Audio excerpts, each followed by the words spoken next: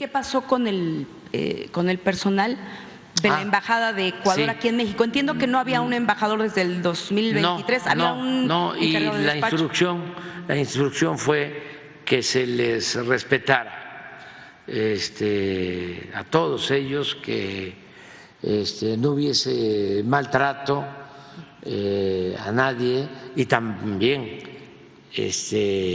no maltratar a nuestros hermanos ecuatorianos que viven en México, que por alguna situación están de visita en México. Nosotros somos pueblos hermanos.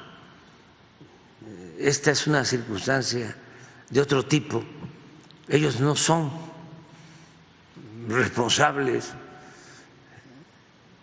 Estas son decisiones mal tomadas en la cúpula del gobierno de su país, pero pues una cosa son los pueblos y otra cosa son los gobiernos. ¿Ese personal va a permanecer en México entonces? No sé si permanece aquí, pero si decide permanecer se puede quedar. Este es un país hospitalario, es un país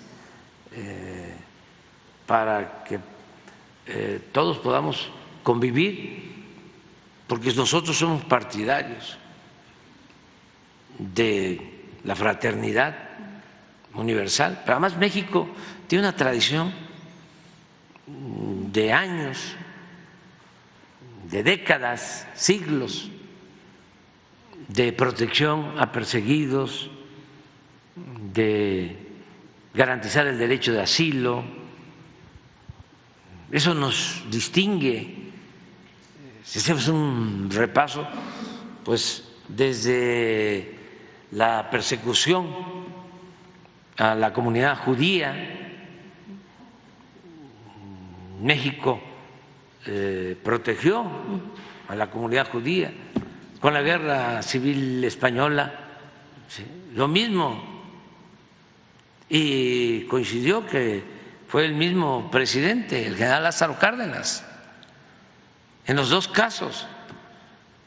El refugio, la protección, el asilo, no lo querían en ninguna parte porque estaba amenazado de muerte a León Trotsky. Y aquí se le da asilo. En los años posteriores, cuando la OEA, por influencia del gobierno de Estados Unidos, decide expulsar a Cuba de esa organización, el único país que vota en contra, que se opone, es México. Eso somos en política exterior. Los momentos de las dictaduras de América del Sur, que tanto daño causaron, en Argentina, en Uruguay, en Chile, en Bolivia, incluso Ecuador, muchísimos refugiados vivieron, convivieron, son parte de México. México es como su segunda patria de muchos latinoamericanos. Bien. Entonces, ¿cómo no va a responder la comunidad internacional como lo está haciendo cuando se trata de un país ejemplar en la aplicación de la protección y del asilo? Y nunca se habían atrevido. Hablaba yo de lo que sucedió lamentable en Chile, que fuera de la embajada estaban francotiradores para que la gente de Chile no llegara a nuestra embajada. Pero una vez que llegaba a la embajada, más también un embajador extraordinario, Gonzalo Martínez Corbalá, de San Luis Potosí, jugó un papel destacadísimo de protección a la familia del presidente Allende y a todos los que llegaron. Estamos hablando de mucha gente que llenó la residencia, la embajada de México en Chile y se obtuvieron salvoconductos. Entonces, esto realmente fue algo atroz, inesperado, pero hay que, me lo comentaba ayer nuestro compañero, hermano, presidente Lula, el bloque conservador del mundo tiene actitudes irracionales, autoritarias hasta lo irracional.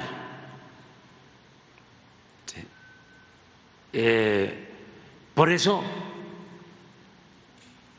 se burló Ciro,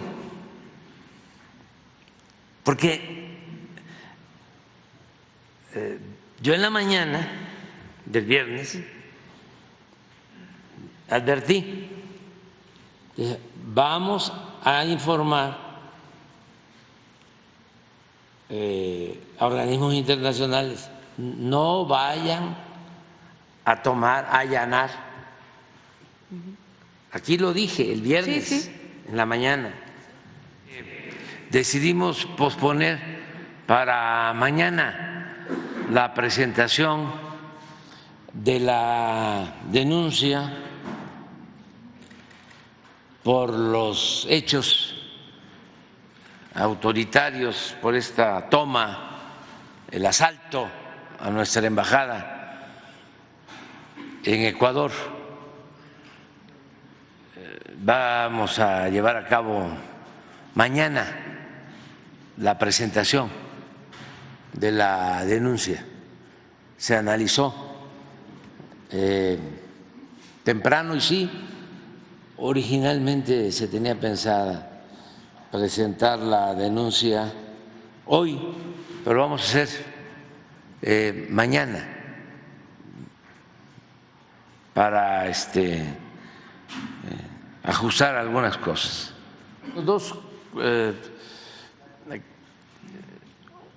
observaciones, ¿no? Una, para aclarar, en efecto, sostuvieron de que era falsa la prohibición de viajes aéreos a Ecuador, México-Ecuador, pero luego se demostró de que sí, habían prohibido los viajes de avión. Fue una orden que dieron. Primero las autoridades dijeron de que no era cierto, luego tuvieron que aceptar porque presentaron pruebas en Ecuador de que sí habían prohibido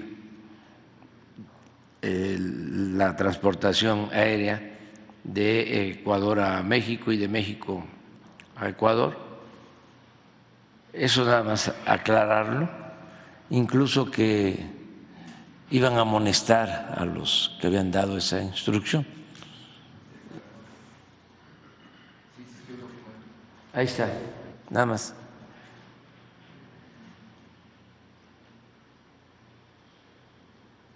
Bueno, y luego algo que sí considero importante son los testimonios de nuestros diplomáticos en Ecuador sobre lo sucedido. Y es al mismo tiempo la oportunidad de rendirles un homenaje por lo que hicieron, porque dejaron en alto el nombre de nuestro país, de nuestra soberanía, la dignidad de los pueblos y la defensa del derecho de asilo y del derecho internacional. Yo lo que pienso es que estaban esperando que yo saliera para proceder, o que saliéramos todos. Escuché un ruido muy fuerte. Inmediatamente imaginé que estaban tratando de entrar por la fuerza al edificio de la embajada. Percibí que la situación estaba grave cuando escuchamos el ruido y cuando damos la vuelta, porque se tenía que ir por un pasillo y da uno la vuelta, y ahí ya yo veo que ya sometieron al guardia. Veo al guardia boca abajo en el pasto con un intruso que lo tenía amagado. Yo voy a tratar de ayudar que él se libere, porque había 2 personas que lo estaban deteniendo y el ministro estaba agarrado del quicio de la puerta, impidiendo que ellos pasaran. Cuando finalmente tenían que salir, me empujaron, creo que ahí fue donde me pegaron en el ojo, que tengo una marca aquí, porque era con un escudo que llegaba hasta mi cabeza. Sale un intruso y me doy cuenta de que van a abrir nuevamente la puerta, muevo un librero para impedir que ingresen.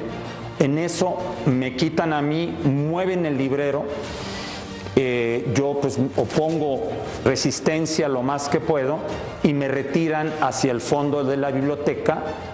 Un guardia entra y me apunta con un arma. Y yo en mi desesperación ya le grito: soy Eva Balbuena, comunícame con la embajadora, rápido, muévete, es una emergencia. Y ya cuando le dije, sí, es que se acaban de llevar al ingeniero Glass. Salieron 2 vehículos blindados. Contesto y me dice Eva Marta, entraron a la embajada, se están llevando al ministro, lo están sometiendo, como que me iba describiendo lo que pasaba y yo le decía, ¿qué? No puede ser, ¿cómo? Voy corriendo hacia la puerta. Afuera de esta puerta de la biblioteca hay una reja. Estaba ahí ya un vehículo que lo iban a meter en ese vehículo. Me impresiona porque ya era adentro de la embajada, no entendía. Después comprendimos que entraron por la avenida Naciones Unidas y de reversa lo colocaron enfrente. Todavía alcanzo a ver que lo suben a ese vehículo y arranca. No tengo más que dar las gracias a todas las personas que nos apoyaron, a la canciller desde luego, a nuestro señor presidente Andrés Manuel López Obrador, mi agradecimiento. Al llegar a México siente uno que es una situación diferente, se siente uno en casa y ver el recibimiento de la propia canciller en la puerta de la entrada al aeropuerto es una sensación extraordinaria. El hecho de ver cuando arriamos la bandera, o sea, te sientes de cierta forma derrotado, no sé, impotente. Tengo pues bastantes años en el servicio exterior y sí, para mí sí, ha sido el momento más triste de mi carrera. Yo siento que ha habido mucha solidaridad interna y externa. Nuestro pueblo condena esta violación a nuestra soberanía.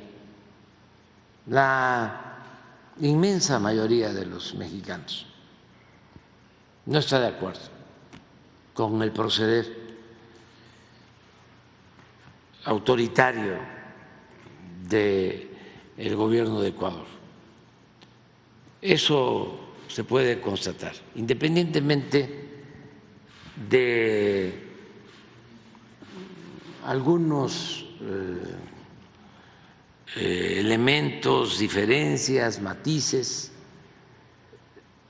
se condena casi en la totalidad de los mexicanos este proceder autoritario que viola nuestra soberanía, que viola el derecho internacional. Y afuera igual, la mayoría de los gobiernos de los países del mundo condenan esta acción. Ayer mismo en la OEA, aún con todo lo que significa la OEA, todos los gobiernos representados, incluso el secretario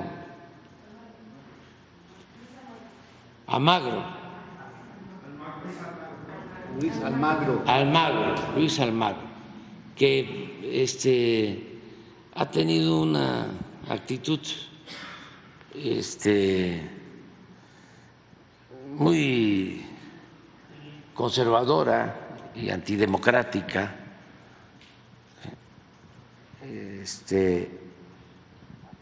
condenó el hecho,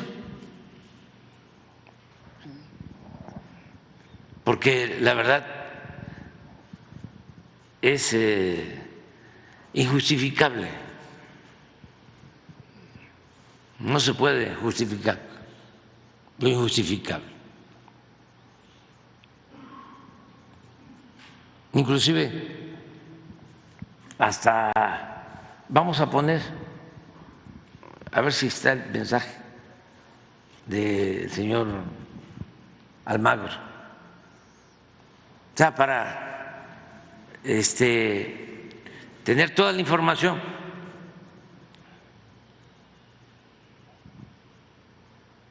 Hasta quienes en el extranjero han sostenido posturas antidemocráticas y conservadoras y se han plegado a las hegemonías, a las potencias, todos. El mismo gobierno de Argentina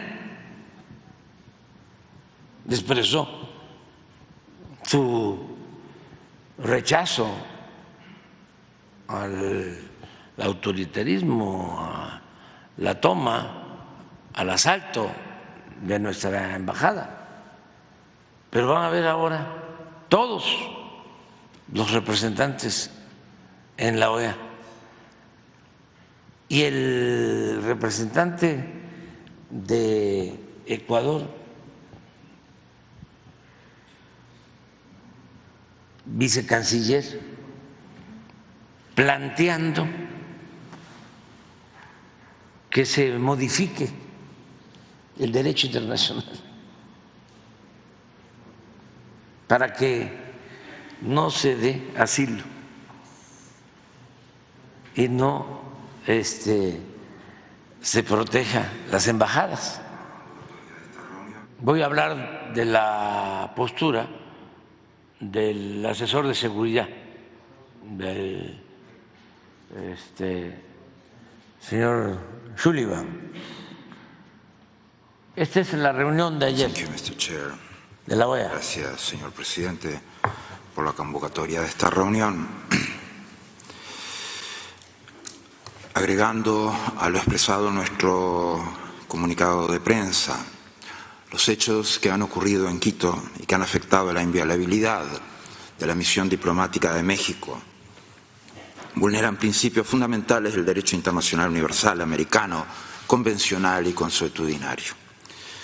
Hace apenas 2 años, el Comité Jurídico Interamericano solicitó a la Asamblea General de la OEA declaraba que la norma sobre la inviolabilidad de los locales diplomáticos no admite ningún tipo de excepción y que los eventuales abusos a la norma sobre inviolabilidad de los locales de la misión diplomática en situaciones relativas a la concesión de asilo diplomático deben ser resueltos recurriendo exclusivamente a las medidas previstas por el derecho diplomático. Lamentablemente, nada de eso ocurrió el 6 de abril. En 2012, a pedido de Ecuador, que veía amenazada su sede diplomática en Londres, la reunión de consultas de ministros de Relaciones Exteriores de la OEA afirmó la vigencia plena del pleno respeto de la inviolabilidad de los locales de las misiones diplomáticas. Rechazó cualquier intento que ponga en riesgo la inviolabilidad de los locales de las misiones diplomáticas y reiteró la obligación que tienen todos los estados de no invocar normas de derecho interno para justificar el incumplimiento de sus obligaciones internacionales.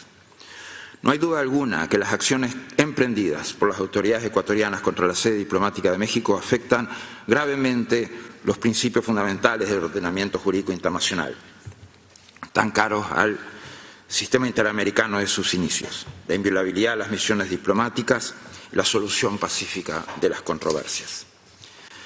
La inviolabilidad de las misiones diplomáticas es norma consuetudinaria central en las relaciones entre Estados de tiempos inmemoriales. Sus normas han sido recogidas tanto en el derecho interamericano, con la Convención de 1928 sobre funcionarios diplomáticos, como en el derecho internacional general, con la Convención de Viena sobre relaciones diplomáticas de 1961.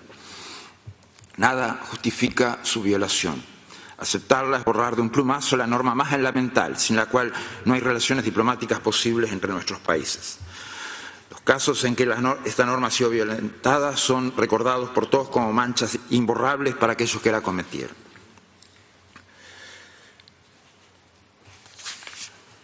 ¿Cierto?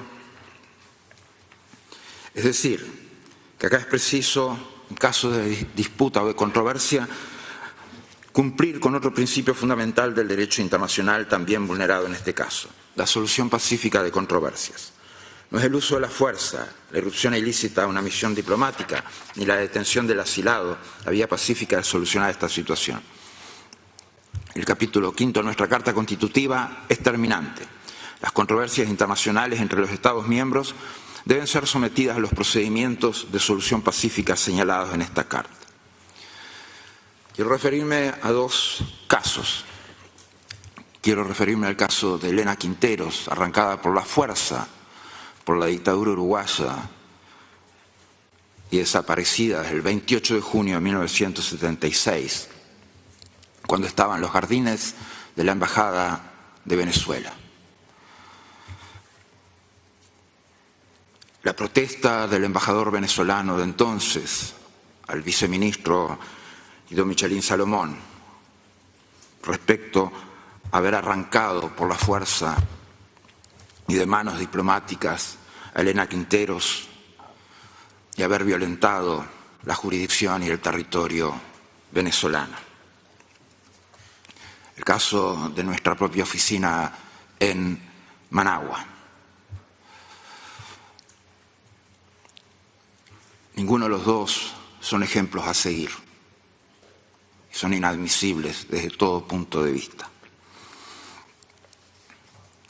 No podemos admitir que quede como precedente lo ocurrido en Quito este fin de semana. Debemos exigir que se retome la senda de la legalidad internacional en el pleno respeto a las normas que le son fundamentales y se restituya la situación a su estado anterior antes de abrir el camino para el recurso a las vías pacíficas de solución de las posibles controversias. Gracias, señor presidente. Esta es la postura. Es también importante subrayar que envié el fragmento del video al presidente Biden, que seguramente no lo conocía, no le habían informado, y por eso la postura inicial del gobierno de Estados Unidos, ambigua, tibia, y en respuesta, como ayer se dio a conocer ese video y también se lo envié al presidente Biden para que lo viera, salió ayer el asesor de asuntos de seguridad con una postura ya más definida, más clara, de condena a estos hechos. Estamos esperando lo mismo en el caso de Canadá, aun cuando somos respetuosos de las decisiones que tomen los gobiernos. No, pero ya es conocido el video y yo pienso que cada quien tiene que fijar su postura. Agradecemos la actitud del presidente Biden porque aceptó